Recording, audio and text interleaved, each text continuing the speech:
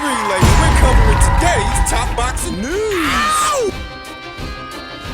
Okay, we'll start with this. It's official. It appears that Raven Chapman, fresh off her latest win over former IBF champion Jorgelina Guanini of Argentina, she will be returning to action November 12th. And get this, Dubai. Fuck's she gonna fight in Dubai? Is this going to be a Queensberry Promotions show? It being that young Raven Chapman is a Queensberry Promotions fighter, and Queensberry... Well, I mean, they don't normally do shows in that part of the world. Who's going to headline? That's the question. In any event, it's very good of Queensberry Promotions and Raven's team to get her out there, get her back out there one more time before this year is out. Raven Chapman has already seen action 2 times this year, and it's still in the very early stages of her career. You want to get her out there as often as you can so she can continue to make her bones as a professional and amass professional experience, especially when it's Queensberry's plan to match young Raven Chapman against Amanda Serrano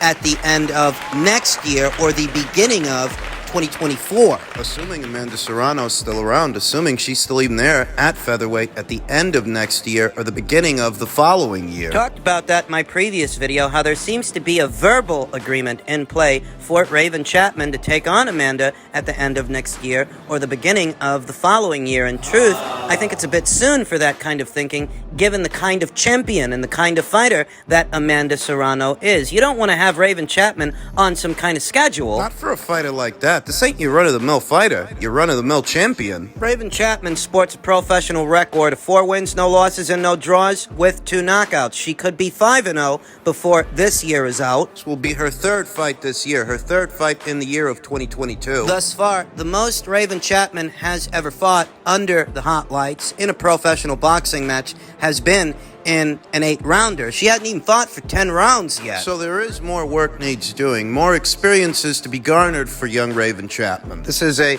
talent-rich division full of young, unbeaten fighters looking to make names for themselves, like Sky Nicholson and Karis Artingstall, Sophia Leash, Sarah Liegmund, who's going to be in action this weekend on the undercard of Shields versus Marshall. Tiaria Brown's campaigning as a featherweight now also. They've got to build themselves up, build up their names, Raven Chapman among them. There are any number of fights you can make for Raven at this point, any number of fighters, as this is a talent-rich division with Chapman versus Marjanovic, Jelena Marjanovic, this division's former unified champion. That makes a little bit of sense. Chapman versus Sarah Mahfoud, Denmark's own Sarah Mahfoud, this division's former IBF champion, who's coming right off that loss to Amanda Serrano. Yet another fight that makes a bit of sense, if not next, after next, somewhere down the line, somewhere in between now and the time they want to match Raven against Amanda Serrano, assuming Amanda's still campaigning as a featherweight over a year from now. Chapman versus Brenda Carbajal, Chapman versus Alina Thiessen. Chapman versus Cheyenne Hansen, Germany's own Cheyenne Hansen, who's been around the block. She's an experienced fighter. Chapman versus Brazil's own Danila Ramos, yet another fighter who's very experienced, been around the block. Who's been in there with both Elem Mekhaled and Katharina Thanders up there at super featherweight. She herself is campaigning as a featherweight now. There are any number of possible matchups you could make for Raven right now that make a lot of sense. She beat Jorgelina Guanini decisively. She beat her handily. Raven Chapman did, and I think that speaks to the kind of fighter that she is and the kind of ceiling she's got, that she was able to beat Jorgelina with just 3 pro bouts under her belt. What belt? Raven's got a belt? It's a figure of speech. All right. I like Raven's chances against any of those aforementioned fighters who have a lot more professional experience than Raven, but they ain't got the ceiling that Raven has. The tools, the sharpness, the ability, agility, you name it. Raven has the look of a complete fighter, even though she's only got 4 pro bouts, and she's only getting better. Set to return to action in November in Dubai against an opponent that is yet to be announced. I look forward to seeing Raven in action again. In other news, the ongoing fallout of Conor Benn's positive VADA test. Showtime executive Stefan Espinoza talked about it with Marcos Villegas of Fight Hub TV, and he called it an embarrassment. Well, you guys weren't too embarrassed to reschedule Wilder versus Ortiz after Ortiz tested positive for the 2nd time in his career. He pisses hot, you cook up a word sandwich for the journos, and the show goes on. Mike Kopinger very stoutly pointed out. Was it also an embarrassment when Eric Morales was allowed to fight on Showtime in a rematch with Danny Gersha after Morales tested positive for a performance-enhancing drug? You see? This is what I'm talking about. This is exactly what I'm talking about. And the boxing community is starting to speak out. The boxing community is starting to take notice. There are very few promoters out there that can sit on a high horse and wag their fingers at Eddie Hearn and this latest fiasco when they themselves... They are complicit. They are just as guilty in their own way, shape, and form. It's not performance-enhancing drugs they care about. It's about chastising Eddie Hearn to make him look bad when they're just as guilty. And that's the truth. That is the inconvenient truth. That's reality. After Jean Pascal tested positive for 4 performance-enhancing drugs very recently, who went into business with that guy? Lou DiBella. That's who. After Jarrell Miller tested positive for 3 performance-enhancing drugs, 3 of them. ahead of what was supposed to be the Anthony Joshua fight, who signed that guy to a deal? Who brought him into the fray? Bob Arum. That's who. Just for Jarrell Miller to fail yet another VADA test. Just for Jarrell Miller to get caught in the act again. Boxing and the boxing community, those on both sides of the industry, need to take a look in the mirror, a good long look, as to how they really feel about doping in the sport, because near as I can tell, it's widespread enough. Nobody can point the finger at anybody else. Nobody can chastise anybody else. Not when it comes to this. Not only did Bob Arum sign Jarrell Miller after Jarrell Miller tested positive for 3 performance-enhancing drugs, look at how he handled the Oscar Valdez versus Robson Conceição situation. Do you remember that? It was the exact kind of situation that this is. Guy got caught, but the show still went on, and that show wasn't worth anywhere near as much money as this show. The cold hard truth is that all Eddie did, or tried to do since the show got canceled, all he tried to do was the exact same thing that any one of these other promoters would have did. All he tried to do was what Bob Arum already did. The show must go on, and the show did go on. And what these brazen hypocrites are trying to do is weaponize this scandal to use it to slander Eddie Hearn for doing the exact same thing they would have done in that exact same situation. That's all it is. They're weaponizing the anti-doping issue in boxing to attack a guy they already don't like. They're hypocrites. They're charlatans. They don't care about doping in the sport of boxing. If Stephen Espinoza were such an advocate of a cleaner sport, that Wilder versus Ortiz fight would have never went on. You would have never rescheduled it, because that was the second time Luis Ortiz tested positive for a banned substance. When he tested positive, what did he get? A slap on the wrist, and the fight got rescheduled. So what are you going to do? What are you going to do now, huh? What are you going to do? You're going to start handing out word sandwiches about how this situation is so different from that situation, that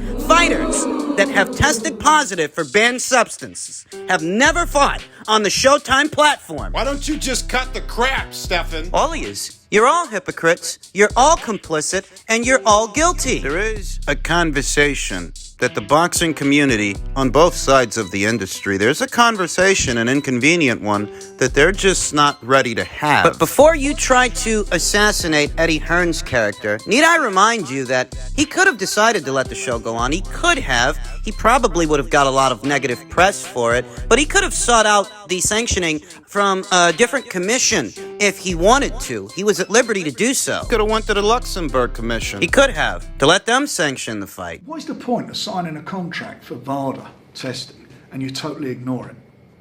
What is the point of that?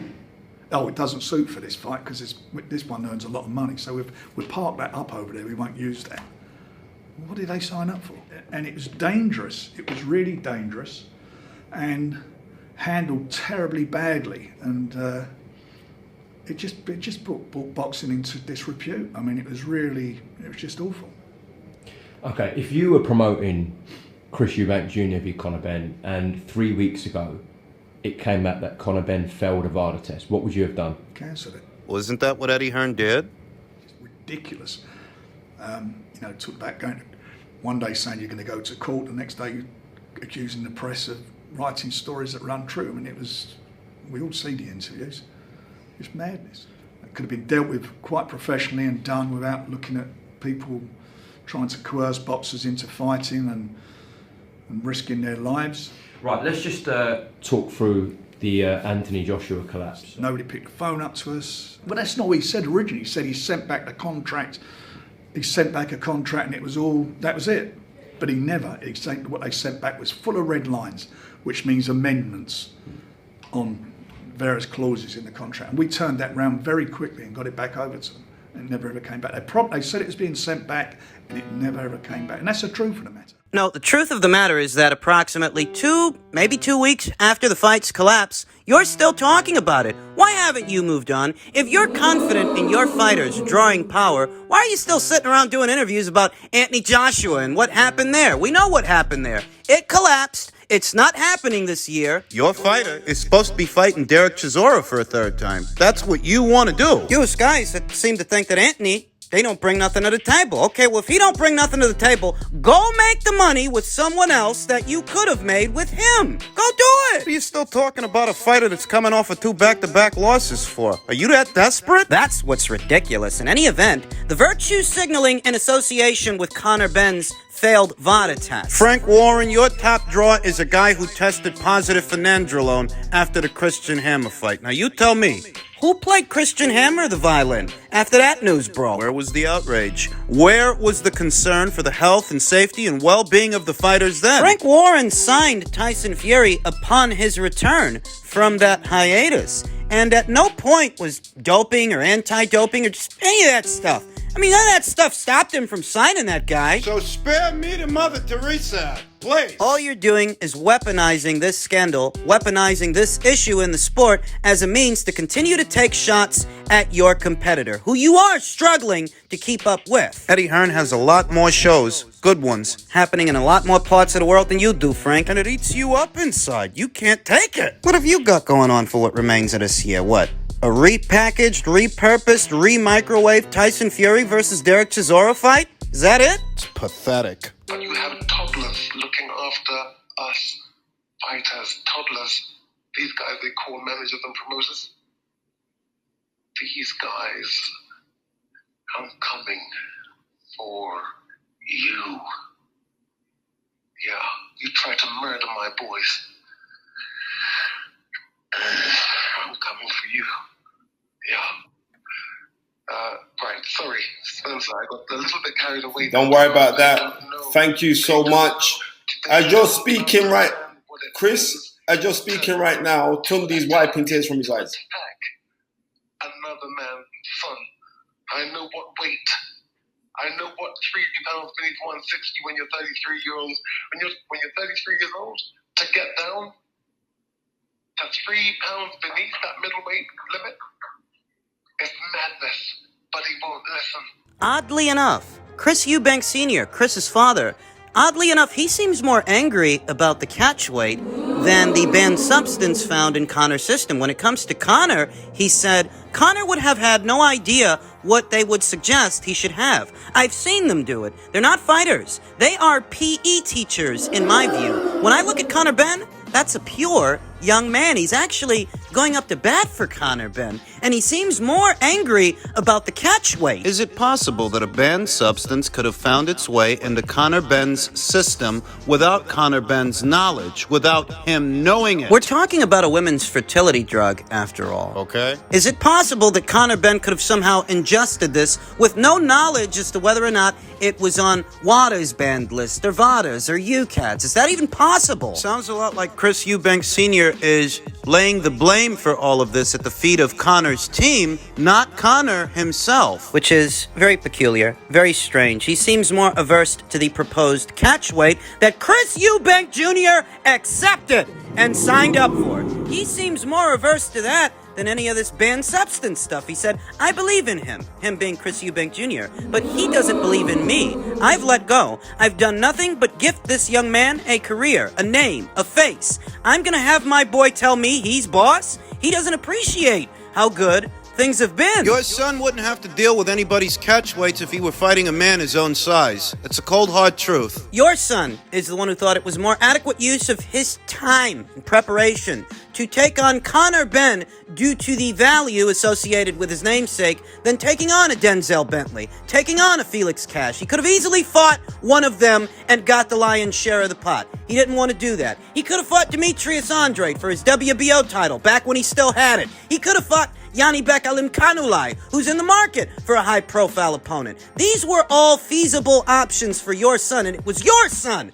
who decided he wanted to fight a naturally smaller man. Chris Eubank Sr.'s biggest issue is the catch weight. It's not even the banned substance, it's the catch weight he's harping about. So let's talk about the catch weight. Would there have been a catch weight in a Denzel Bentley fight, a Felix Cash fight, a Demetrius Andrade fight, a Eubank Sr fight? Would there have been catch weights in association with any of those fights? What about going up to 168 pounds? Maybe he fights a John Ryder or somebody like that. There wouldn't have been any catch weight associated with any of those fights. Your son chose what he chose, and he's a grown man. Nobody tried to murder him. You just don't want to accept that he's not as ambitious as you were. I won't begrudge a father looking at his son through the eyes of a father. He can't help that, but that's not the reality, the whole picture when it comes to this scandal and Chris Eubank Jr. That's just not the truth. That's not reality. The reality of it is he's a grown man and he signed up for this. Chris Eubank Sr. very recently lost one of his boys, Seb Eubank, died of a heart attack. So of course, given the anxiety and the anguish associated with a father having to bury his son,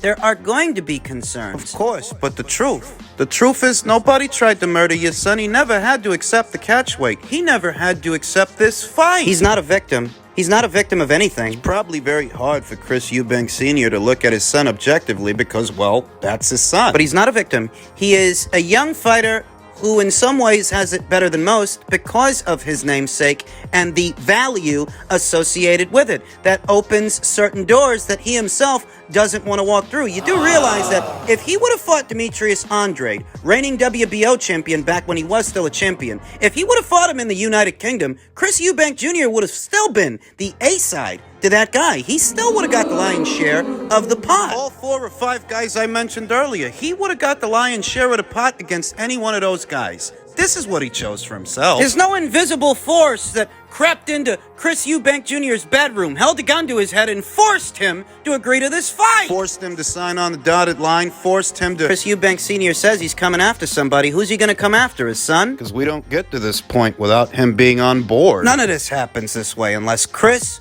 wanted it to. That's the truth.